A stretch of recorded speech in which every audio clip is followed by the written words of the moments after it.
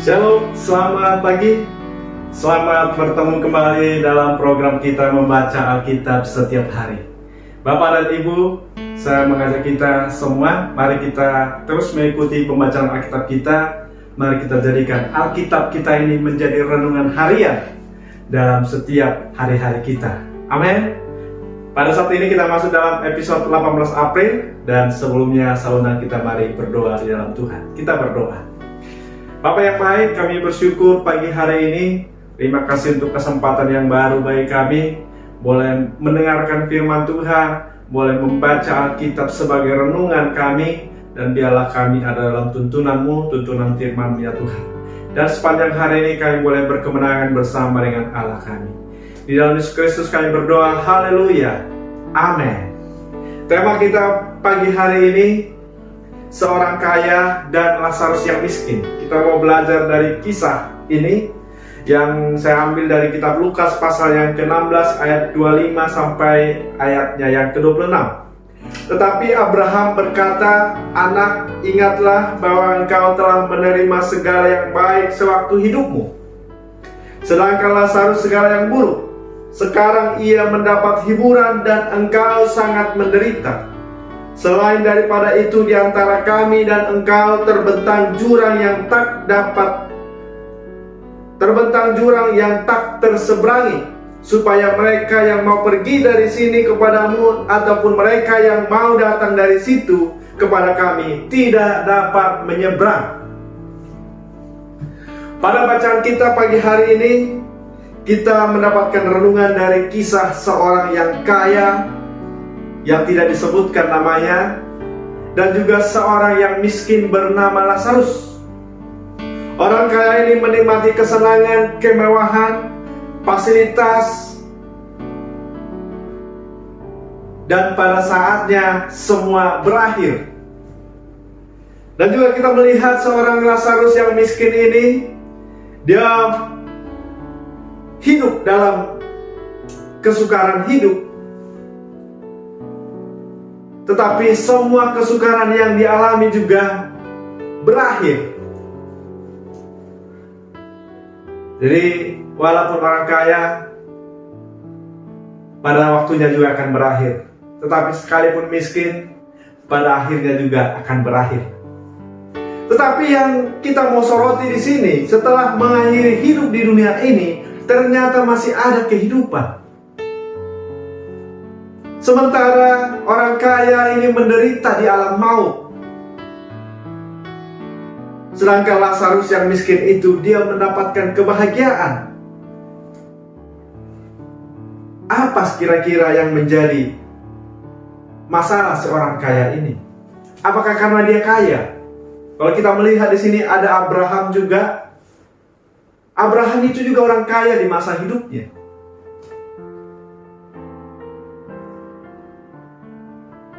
Dari pembacaan kita hari ini saya mengambil 3 poin bagi kita. Yang pertama, orang kaya ini hidup untuk kesenangan sendiri.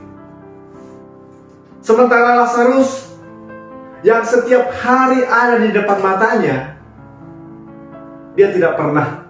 Orang kaya ini tidak pernah membuka hati. Artinya apa? Orang kaya ini sebetulnya punya kesempatan untuk berbuat baik kepada Lazarus yang setiap hari ada bersamanya. Tetapi saudara, dia tidak peduli. Dia tidak peduli dengan hidup Lazarus yang miskin, yang menderita borok, begitu ya. Lazarus yang sakit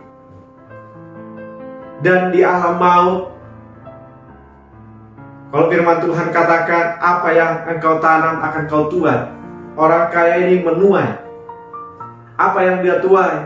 Ketika dia tidak peduli dengan kesukaran Lazarus ini, Tuhan juga tidak peduli atas kesukaran yang dialami di alam maut.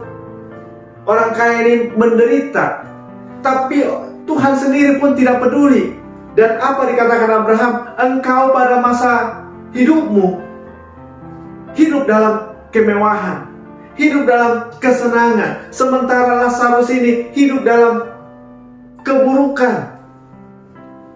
Saatnya Lazarus ini mendapatkan kebahagiaan. Jadi Bapak dan Ibu, mari kita jangan hidup untuk diri kita sendiri. Amin.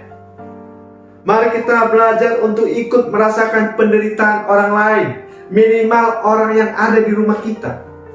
Bayangkan saudara, mereka ada dalam satu rumah.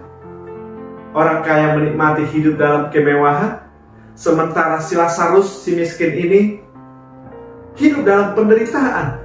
Dan orang kaya ini tidak pernah membuka hatinya, tidak pernah peduli, dia menutup hatinya. Jadi mari kita, Bapak dan Ibu, mari kita belajar untuk membuka diri, untuk kita tidak menutup diri terhadap orang-orang yang ada di sekitaran kita. Yang kedua, saudara, si kaya ini tidak pernah serius menanggapi bahwa setelah hidup di dunia ini ada kehidupan. Apakah dia percaya? Dia percaya. Ayat 27, ayat 28 dikatakan, kata orang itu, "Kalau demikian aku meminta kepadamu, Bapa, supaya engkau menyuruh dia ke rumah ayahku, sebab masih ada 5 orang saudaraku, supaya ia memperingati mereka dengan sungguh-sungguh, agar mereka jangan masuk kelak ke dalam tempat penderitaan ini." Ayat ini mengajarkan kepada kita, mari kita serius menanggapi bahwa ada kehidupan setelah hidup di dunia ini. Kita percaya bahwa ada satu kehidupan lagi, saudara. Alkitab juga mengajarkan kepada kita bahwa setelah hidup di dunia ini ada lagi kehidupan. Tapi bagaimana kita menanggapi hal itu? Saya sangat yakin kalau orang kaya ini percaya bahwa ada kehidupan setelah hidup di dunia ini, pasti juga dia akan berbuat baik kepada Lazarus itu. Ada kehidupan. Mari kita semua jemaat-jemaat Tuhan, mari kita semua Bapak dan Ibu, mari kita percaya bahwa ada satu kehidupan lagi. Dan setelah hidup di dunia ini, kita tidak bisa lagi merubah nasib kita di dalam kehidupan yang tersedia itu. Kita tidak lagi bisa mengubahnya, dan kita bisa mengubah ketika kita ada di dunia ini. Makanya orang kaya itu mengatakan, "Suruhlah Lazarus pergi kepada saudaraku, masih ada 5 orang lagi, supaya mereka jangan mengalami penderitaan yang saya alami ini, supaya mereka percaya bahwa masih ada kehidupan, supaya mereka boleh memperbaiki hidup mereka di dunia." Inilah pesannya bagi kita. Mari kita perbaiki hidup kita di dunia ini. Karena apa? Kebaikan yang kita lakukan, Alkitab mengatakan bahwa itulah juga yang menjadi pakaian kita di surga nanti. Amin. Yang ketiga, saudara, seumur hidupnya Lazarus hidup dalam kemiskinan, namun hatinya tetap benar di hadapan Tuhan. Lazarus artinya Allah adalah penolongku. Tetap mengandalkan Tuhan walaupun dia miskin, walaupun dia tidak menikmati kemewahan hidup, tetapi dia tetap menjadikan Allah yang menjadi penolong. Mari kita semua, kita jadikan Allah yang tetap menjadi penolong kita. Apapun keadaan kita di dunia ini, biarlah kita adalah tuntunan Tuhan. Jangan kiranya kemiskinan membawa kita jatuh ke dalam dosa. Jangan kesulitan hidup membawa kita jatuh ke dalam dosa. Tetapi biarlah Tuhan yang menjadi penuntun kita, sehingga kelak kita mendapatkan kebahagiaan. Karena kita ada bersama dengan Tuhan di bumi ini, dan kita percaya di surga nanti pun kita akan bersama dengan Tuhan. Amin. Jadi mari kita pastikan hidup kita bersama dengan Allah ketika kita ada di dunia ini. Maka nanti di dunia yang akan datang, pasti kita juga bersama-sama dengan Allah kita. Amin. Demikian renungan kita pagi hari ini. Tuhan memberkati. Kita berdoa. Terima kasih ya Tuhan, untuk pagi hari ini kami bersyukur untuk firman-Mu. Berkati firman-Mu, kiranya firman-Mu menjadi rema dalam hidup kami. Di dalam Yesus Kristus kami berdoa. Haleluya. Amin. Selamat pagi, selamat beraktivitas. Tuhan Yesus memberkati kita. Shalom.